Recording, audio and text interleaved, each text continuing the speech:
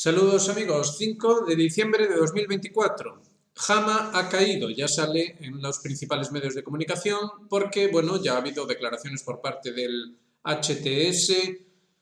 El propio ejército sirio ha reconocido que se ha retirado de Hama para tratar de evitar ser rodeados por completo y también para evitar bajas civiles innecesarias. El caso es que esta es una de las ciudades más importantes del país y ya ha caído, ya está en manos de ese HTS que había tomado también Alepo, aunque también es cierto que en Alepo la situación está lejos de estar controlada para estos HTS.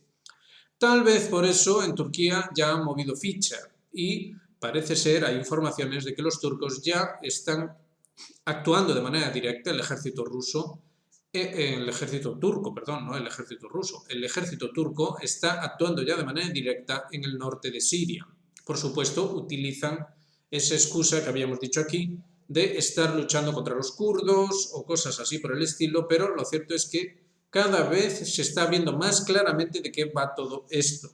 Fíjense ahí también, el ejército libanés ha enviado muchas unidades a la frontera con Siria para reforzar dicha frontera. ¿Por qué esto es así? Pues lo vamos a ver en uno de los mapas que hemos preparado. Ahí lo tienen.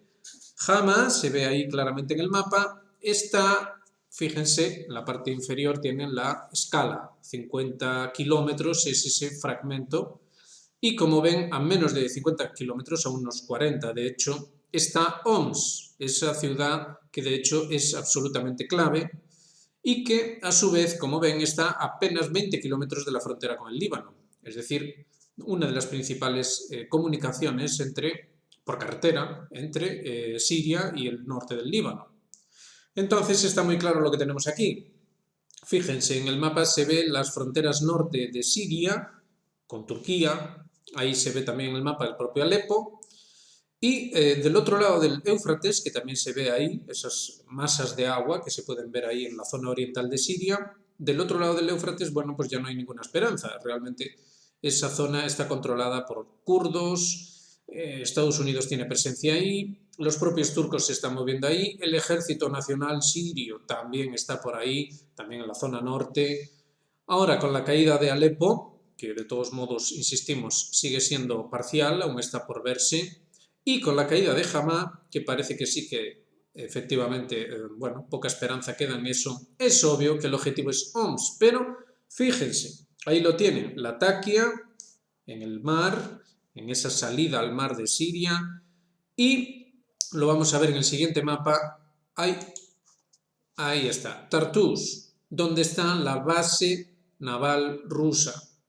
Atención a esto, como ven, ahí se aprecia mejor la distancia entre Hama y Homs. Es obvio que si consiguen llegar a las inmediaciones de Homs, básicamente podrían tocar, por así decir, con la frontera con el Líbano y entonces ya sabríamos cuáles son las verdaderas intenciones de este misterioso HTS que por alguna razón avanza desaforadamente hacia el sur. Podrían haber avanzado hacia el este, podrían haber hecho muchas cosas. Y lo más significativo es que Hama no ha caído por caer, es decir, no es como en el caso de Alepo, que las tropas del ejército árabe sirio se retiran prácticamente sin grandes combates. En Hama ha sido todo lo contrario. Ha habido fuertes combates, ha sido una batalla muy sangrienta, es decir, que el HTS tiene una clara directriz de llegar a Homs por todos los medios. Llegar a Homs o quizá al propio Damasco.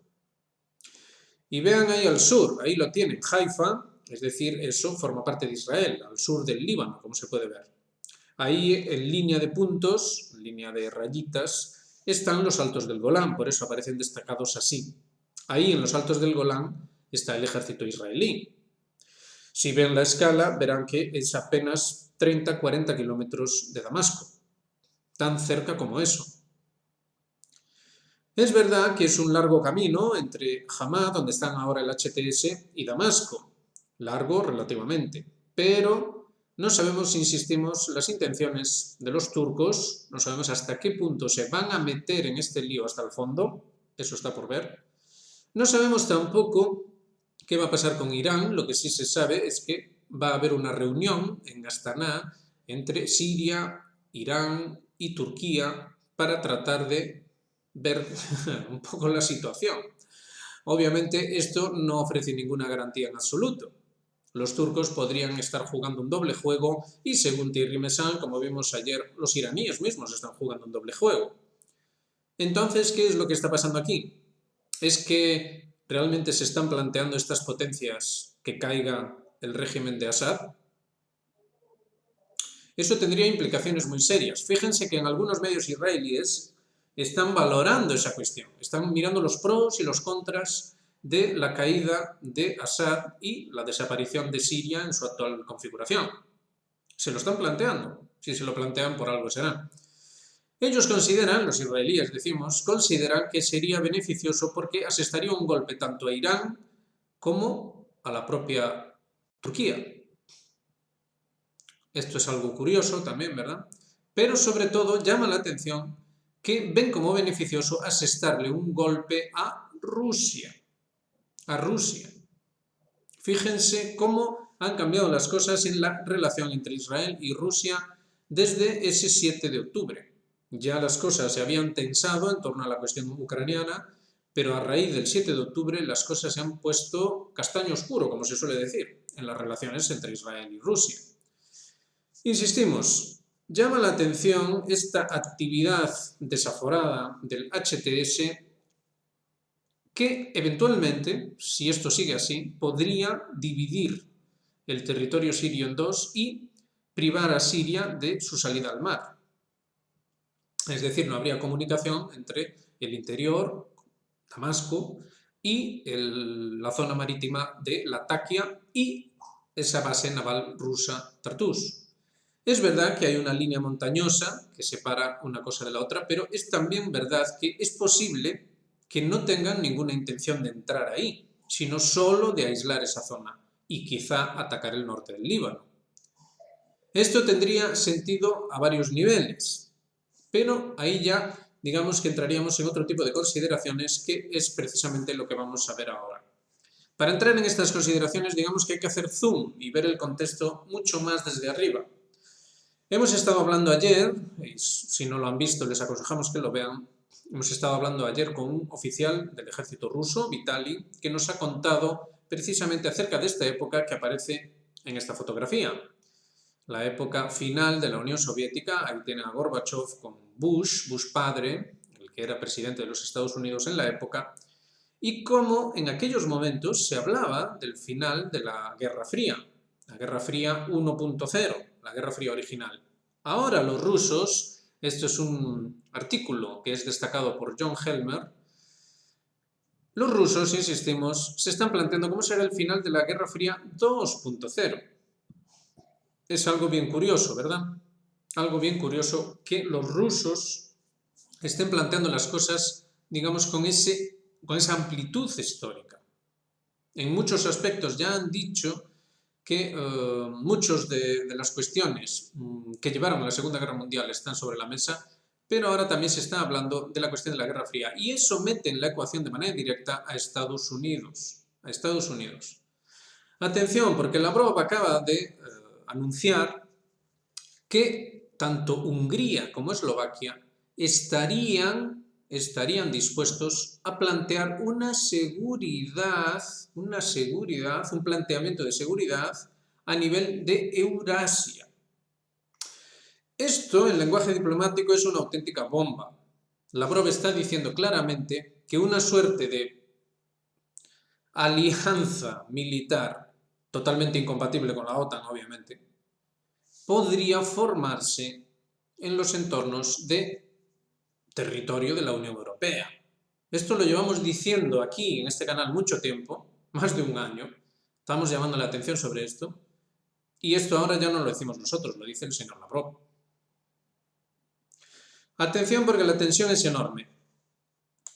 Y el señor Helmer, con su habitual sentido del humor, plantea que hay tres opciones. En su artículo él llama la atención acerca de lo que él considera que en Estados Unidos, se está produciendo una suerte de locura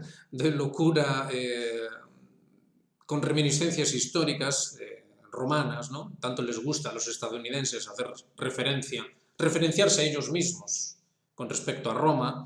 Y entonces Helmer habla de Calígula, ¿no? Y de cómo Calígula nombraba cónsul a su caballo, y cómo, digamos, las circunstancias en las que esto ocurría y de cómo, digamos, que el poder desatado, la impunidad, el sentido de impunidad y al mismo tiempo también la presión de, digamos, el mal funcionamiento de aspectos clave del Estado romano, digamos, se está produciendo ahora mismo en Estados Unidos.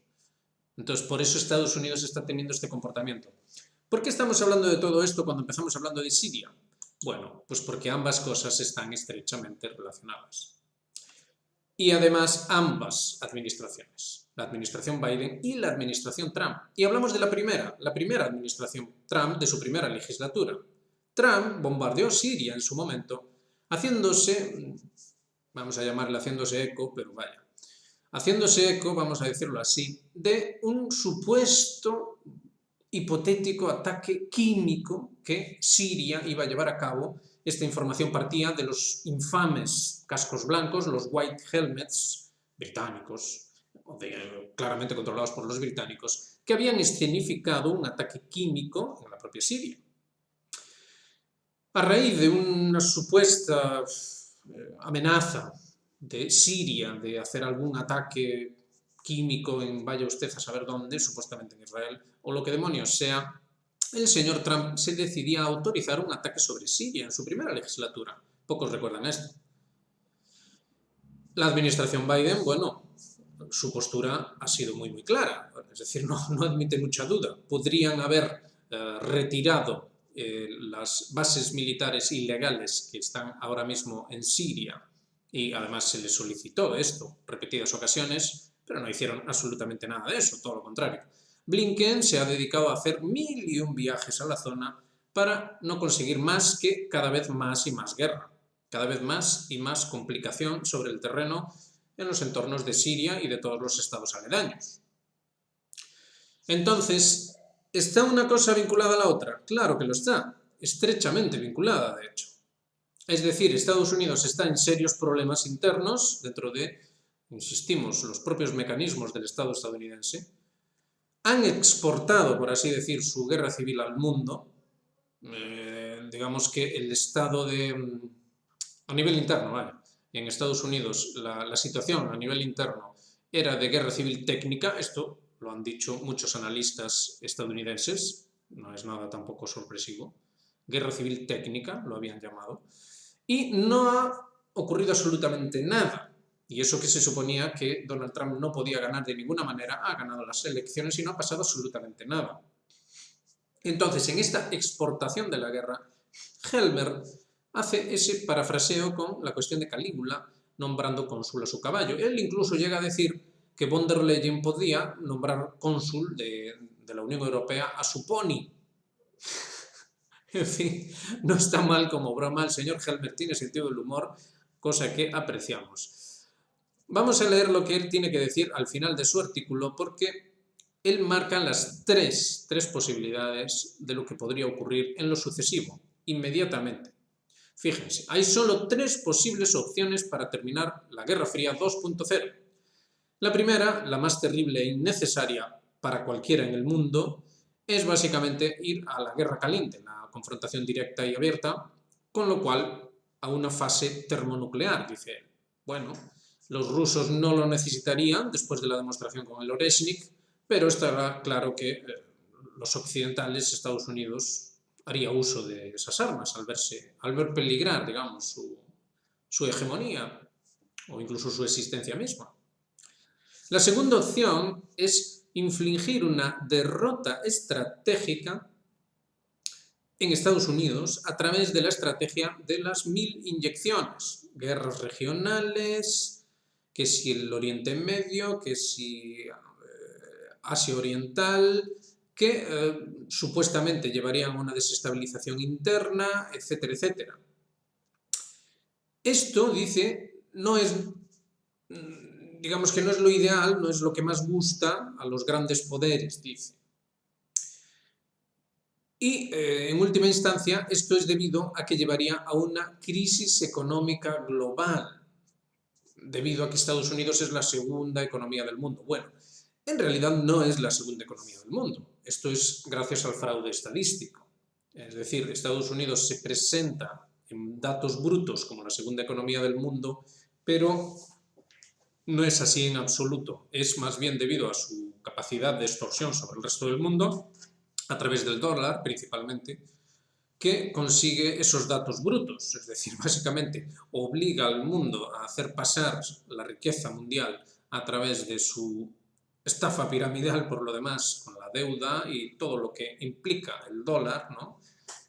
El propio funcionamiento del dólar como moneda implica en sí mismo una estafa piramidal para todo el mundo, para todo el planeta, y entonces obviamente esto hace que engorden los datos estadísticos de Estados Unidos, que se presenta como segunda economía del mundo o incluso primera, según algunos. En fin, esto Helmer dice que no debería ocurrir debido a que, bueno, que sería una crisis económica y esto no interesaría a los poderes mundiales, etcétera, etcétera. Y en tercer lugar dice que esto sería lo ideal. Esto sería que Rusia plantease una cuestión parecida a lo que planteaba cuando, vamos a ver la fotografía cuando se producían estas reuniones. Es decir, que Rusia se gorbachofe o algo así. Que Rusia vuelva a la idea que tenía Gorbachov cuando se planteó el final de la Guerra Fría, cuando se planteó el terminar con esa carrera armamentística, con esa competencia entre bloques, etcétera, etcétera. Atención a esto, atención a esta tercera opción que plantea Helmer. Vamos a leerla. Esto se podría formalizar mediante un nuevo acuerdo entre Rusia y Estados Unidos, y también China, Irán y otros grandes poderes. Como parte de esto, se anunciaría el fin de la Guerra Fría, pero esta vez habría un entendimiento común en cuanto a los términos del acuerdo. Esto sería percibido en Estados Unidos como una derrota, aunque en realidad sería una victoria para todos. Entonces, Estados Unidos tendría que abandonar su reclamo de hegemonía global y convertirse en una potencia como las demás, sin aspiraciones de ser la única potencia. Básicamente esto es lo que nos dice Helmer. Entonces dice, uno de los polos de ese mundo multipolar sería Estados Unidos, pero habría otros polos. Y en ese mundo multipolar, los partidos, las partes, se combinarían para una rivalidad, una cooperación en ciertos aspectos, en esto, lo otro, en fin. Esto, digamos que haría que la tensión terminase. Es decir, ojo con esto porque es lo que se está planteando y está en relación con lo que está pasando en Siria. Es decir, se trataría de llegar a un punto en el que tanto Estados Unidos se viese obligado a renunciar a su hegemonía global como Rusia se viese frenada en sus aspiraciones de continuar con su ascenso hegemónico en el mundo.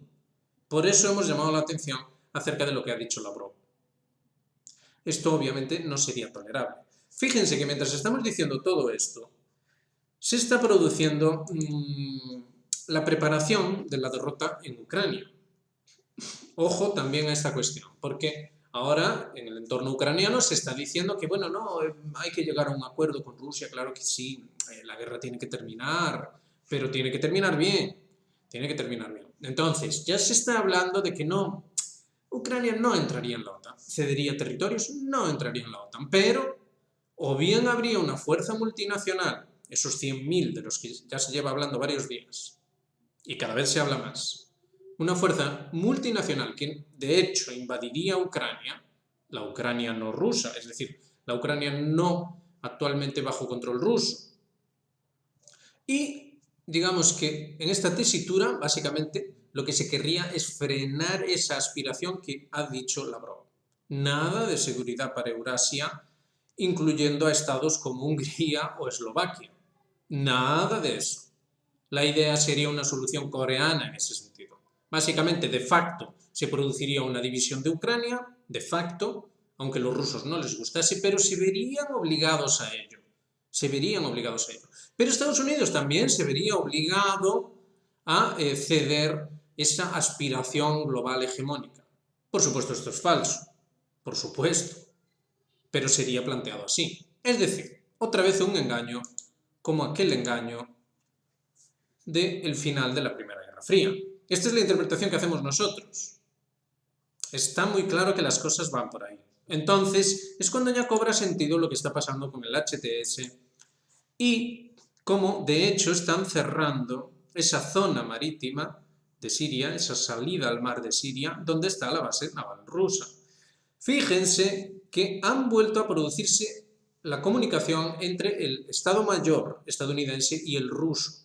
Gerasimov, y esto es información ya confirmada por el Ministerio de Defensa ruso, habló con su contraparte estadounidense acerca de unos ejercicios navales que se están realizando, se van a realizar en breve en el Mediterráneo. De hecho, es verdad, hay fotografías satelitales que muestran que efectivamente la flota rusa ya no está en puerto, no está en Tartus ahora mismo, sino que está haciendo estos ejercicios. El aviso es llamativo, puesto que no se producía una comunicación entre los dos estados mayores desde otoño de 2022 y ahora ha vuelto esa comunicación. Entonces estamos viendo el contexto en el que ocurren las cosas. El HTS ataca, acaba de tomar Hama, el objetivo está claro que es Homs, el propio ejército libanés se mueve a la frontera, puesto que ya saben de qué va esto, para proteger la frontera norte del Líbano, y al mismo tiempo tenemos esa llamada de Gerasimov y esos ejercicios navales de Rusia en el Mediterráneo. Más ejercicios con misiles, ha sido más específico. Ejercicios con misiles y se avisa a la parte estadounidense, no vaya a ser que ocurra un accidente como este que saltaba ayer, ¿verdad?, en el que se decía que un barco ruso disparó a un helicóptero alemán en el Báltico. No vaya a ser que ocurra una desgracia. Entonces, esto es el contexto. Todo esto está ocurriendo mientras se está cocinando, fíjense, se está cocinando un final de la Guerra Fría 2.0 tal y como se plantea en este medio ruso. Esto es como lo plantean en este medio ruso este autor en concreto, Mirzayan. Ojo con todo esto, porque no es precisamente fácil arreglar este desaguisado y tengamos en cuenta que lo que acaba de decir Lavrov, digamos que hace saltar por los aires esta esperanza de que los rusos se contengan. Es decir, no hay una intención clara por parte de los rusos de entrar en este juego. Ahora nos estamos refiriendo al gobierno ruso, no a quien escribió este artículo. El gobierno ruso no quiere ir por ahí. Entonces se le está empujando, digamos, mediante invitaciones, llamémosle así, a llegar a una suerte de entendimiento o arreglo que en realidad acabaría siendo un engaño. Lo mismo que ya había sido un engaño en la Primera Guerra Fría, al final de la Primera Guerra Fría. Un puro engaño. Recuerden aquello que el propio Gorbachov, pusimos aquí el vídeo, el propio Gorbachov consideraba que de hecho era una humillación que tendría consecuencias, que fue la expansión de la OTAN hacia el este. El propio Gorbachov, hace unos días, lo hemos puesto aquí el vídeo, decía en 1997 que aquello era una muy mala idea y que implicaba una humillación que tendría consecuencias, y vaya que sí las tuvo. Entonces, la Primera Guerra Fría, el final de la Primera Guerra Fría fue un gran engaño en contra de la Unión Soviética y lo que se está ahora cocinando es entrar en otro engaño. Y se plantea, fíjense, lo destacaba el propio Helmer, se plantea como una inevitabilidad, porque si no, fíjense, sería una guerra termonuclear, una guerra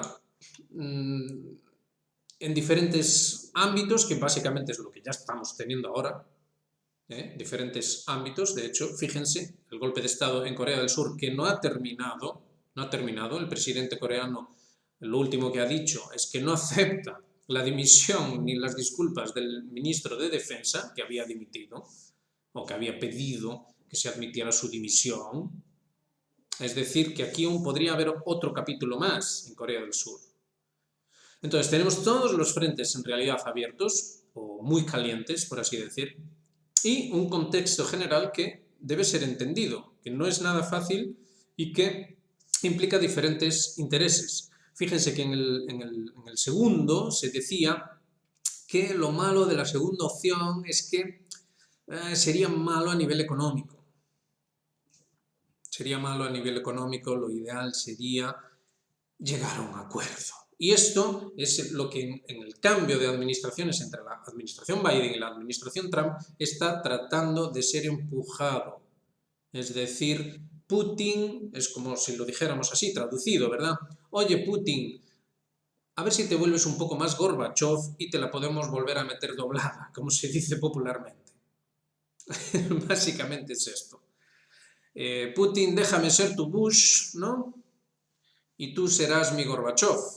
Esto es lo que seguramente Trump esté deseando presentarle a Putin dentro de esa solución de 24 horas que él había dicho y que de hecho, bueno, el propio Kadyrov, en un vídeo que acaba de salir, bueno, pues decía que a ver si era tan hombre Trump como para cumplir eso de las 24 horas. Kadyrov también tiene un curioso sentido del humor. En fin, hay que tomarse con humor estas cosas porque la realidad ciertamente es terrible. Lo que está pasando en Siria es terrorífico en realidad. ¿Qué cabe esperar?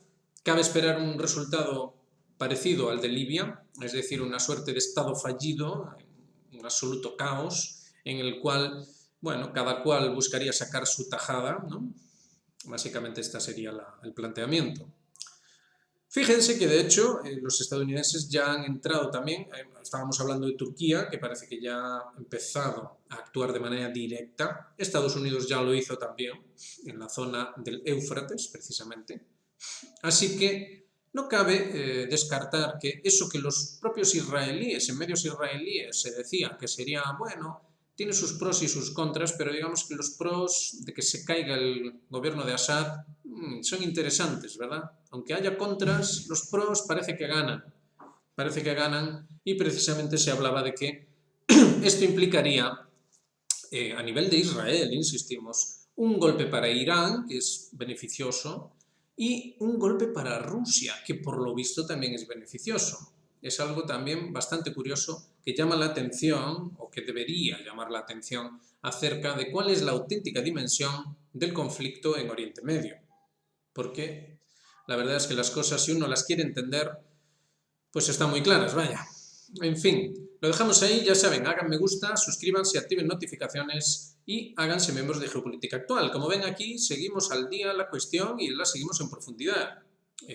Todas estas valoraciones de estos analistas, fíjense que por lo demás los demás analistas, tanto Martianov como Larry Johnson, evitan ir más allá de los análisis que ya tenían, digamos que están observando a ver qué puede ser esto, por dónde podría ir. Y Meyssan fue el que, digamos, que se lanzó más a especular acerca de una abierta traición de Irán al eje de resistencia, que veremos si esto realmente es así, está por verse. Y, como ven, John Helmer, pues digamos que ha ido por la vía de tratar de analizar el arreglo que daría paso a la administración Trump mediante una preparación preliminar de la administración Biden, ¿verdad? Que, digamos, que hiciese factible volver a engañar a los rusos, como ya habían hecho en el pasado, básicamente. Así que esta es la idea general, que no es poca cosa, pero los acontecimientos van tan rápido que no sería de extrañar que haya mucho que decir ya en cuestión de unas pocas horas. Así que les emplazamos hasta entonces y les mandamos un gran saludo. Venga, nos vemos.